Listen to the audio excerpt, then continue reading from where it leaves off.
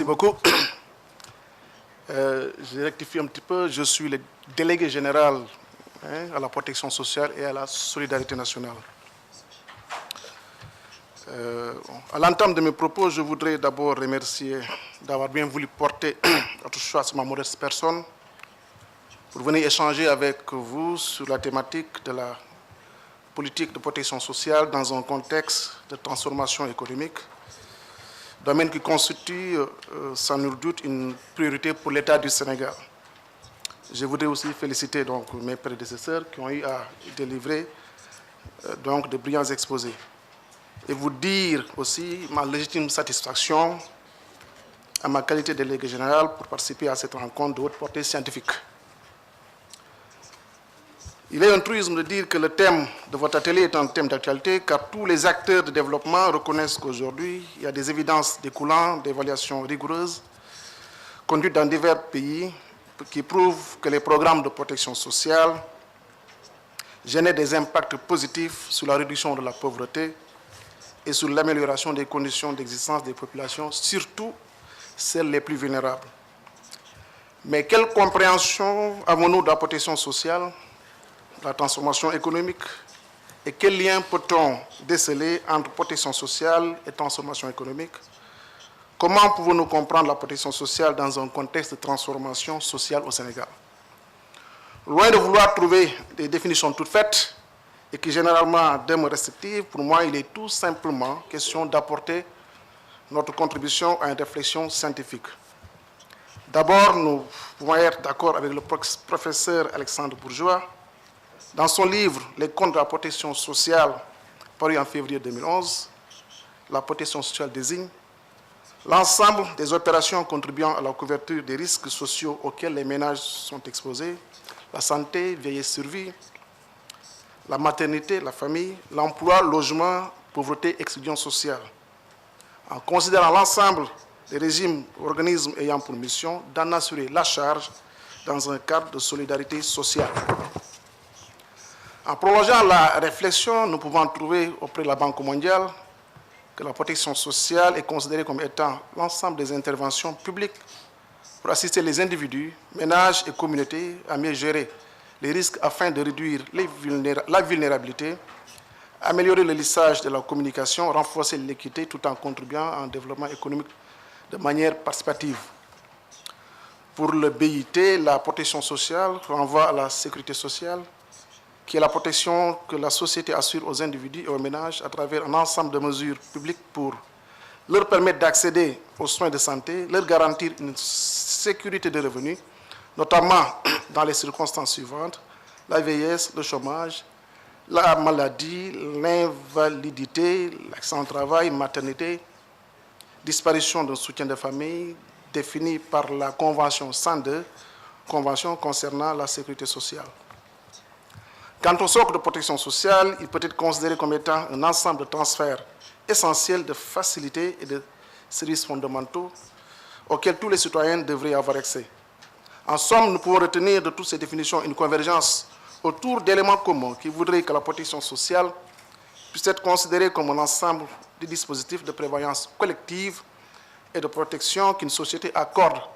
à ses membres pour les protéger et les aider à faire face aux principaux risques de l'existence. Quant à la transformation économique, elle est plus difficile à cerner du fait de la multiplicité des changements qu'elle induit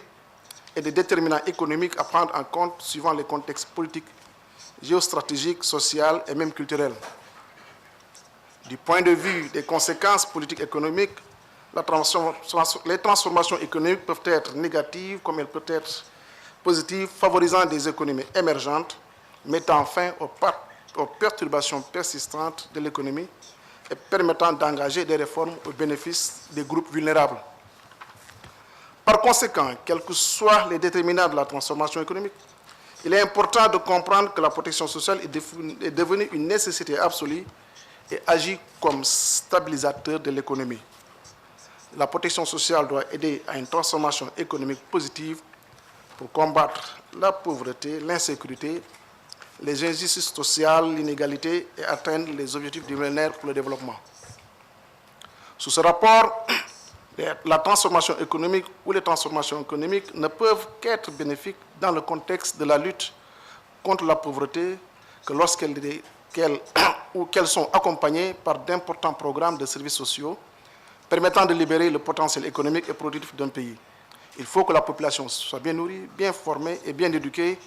et en bonne santé pour être productive. Nous sommes tous convaincus que le développement ne peut plus se faire sans une reconstruction des solidarités autour des politiques de protection économique et sociale menées dans nos pays respectifs. Qui plus est, nous pensons que la protection sociale et la transformation économique sont intimement liées pour réaliser une croissance généralisée et durable au Sénégal. Au Sénégal, le taux de croissance per capita a ralenti de 5% entre 1995 et 2005, à 3,4% entre de 2006 à 2011. Le niveau encore élevé de la pauvreté, 46,7% en 2011, conjugué au choc auquel les populations sont soumises, pose la problématique de la protection des ménages pauvres et vulnérables. La hausse rapide des prix de matières premières en 2007, exacerbée par les faibles pluies de 2006 et 2007, la récession mondiale de 2008-2009 et l'augmentation des prix des denrées alimentaires de première nécessité en 2010-2011 ont frappé durement les ménages et entraîné une nouvelle augmentation de l'incidence sur la pauvreté. L'économie générale et les ménages sénégalais sont restés vulnérables au choc interne et externe qui nuisent de façon importante au bien-être des populations et à la croissance économique inclusive. Malheureusement, les mécanismes de protection sociale existants sont peu performants, déséquilibres structurels et conjoncturels, à côté d'importantes mutations dans les fondamentaux et les caractéristiques de la société sénégalaise. En somme, le portrait général de la protection sociale révèle en effet que le système d'assurance sociale contributive et les programmes non contributifs ont des couvertures limitées. La retraite ne concerne que moins de 20% de la force de travail formelle et moins de 20% des Sénégalais disposant de l'assurance santé. Par conséquent, nous constatons la nécessité de procéder à des innovations pour pallier aux multiples défaillances constatées au cours de ces dernières années dans nos politiques sociales et d'établir un système national de filets sociaux mieux ciblés ayant davantage d'impact et une plus grande ampleur dans la réduction de la pauvreté. La délégation générale à la protection sociale et à la solidarité nationale a été créée par le chef de l'État pour renforcer les acquis à travers de nouvelles politiques, accompagner et impulser les politiques publiques en matière de protection sociale et de solidarité nationale, capables de soutenir les couches vulnérables et les familles démunies en vue d'éradiquer la pauvreté dans notre pays. Ainsi, de par ses missions et dans le cadre de la lutte contre la pauvreté, la délégation générale veillera à améliorer le ciblage et le suivi et évaluation des projets et programmes de protection sociale adressés aux groupes vulnérables, accroître l'accès des groupes vulnérables aux instruments de gestion des risques et aux systèmes de protection sociale, renforcer les mécanismes de transfert direct des ressources publiques aux groupes vulnérables, améliorer l'accès aux services sociaux de base pour les groupes vulnérables. Vous comprenez aisément avec moi pourquoi le président de la République s'est engagé à construire un système national de protection sociale bâti entre autres sur l'égalité des chances, la paix sociale, à vocation universelle dont la pierre angulaire serait la mise en œuvre d'une caisse autonome de protection sociale universelle avec les composantes ci-après, une prise en charge d'une couverture maladie universelle de base permettant un accès plus facile aux services médicaux, une prise en charge d'une bonification de la retraite reposant à terme sur un mécanisme de répartition et de solidarité intergénérationnelle,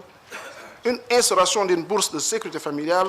pour les ménages dans l'extrême pauvreté, conditionnée entre autres à des critères d'éducation, d'inscription, d'assiduité à l'école des enfants, de santé et de sécurité alimentaire. La vision du chef de l'État à travers ce programme est de tendre vers une société sénégalaise où les inégalités sociales n'existent pas, car si les inégalités se subissent et se constatent, les solidarités, elles, se construisent à partir de volontés nettement individualisées et selon des schémas qu'il convient d'élaborer avec patience.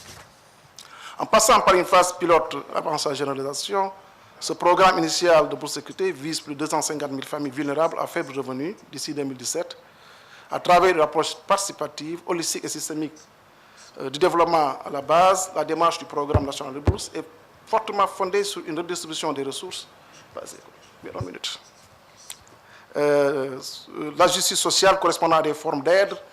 sociale utiles et pouvant atténuer aussi bien les risques et chocs de la pauvreté sous les couches sociales les plus vulnérables. Nous pensons qu'une telle démarche peut impacter sur la croissance économique et sur les inégalités sociales au Sénégal. Et comme disait Maurice Denisière, journaliste, écrivain français, tout gouvernement doit permettre à chacun la sécurité face aux crimes et aux duretés de la vie économique.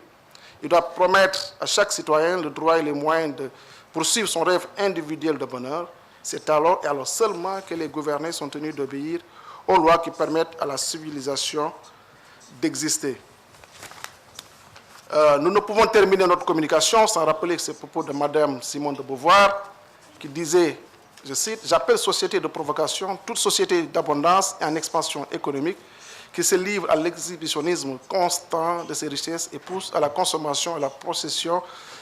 par la publicité, les vitrines de base, les étalages alléchants, tout en laissant en marge une fraction importante de la population qu'elle provoque à l'assouvissement de ses besoins réels ou artificiellement créés, en même temps qu'elle refuse les moyens de satisfaire cet appétit.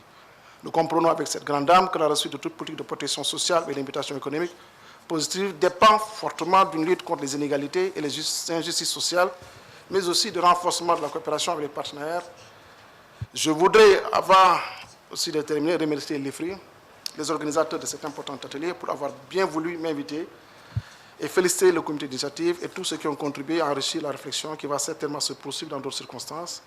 En tout état de cause, nous accordons une oreille très attentive à vos réflexions qui, sans nul doute, nous seront d'une très grande utilité. En espérant qu'une large vulgarisation sera faite des résultats de ce séminaire, je vous remercie de votre aimable attention.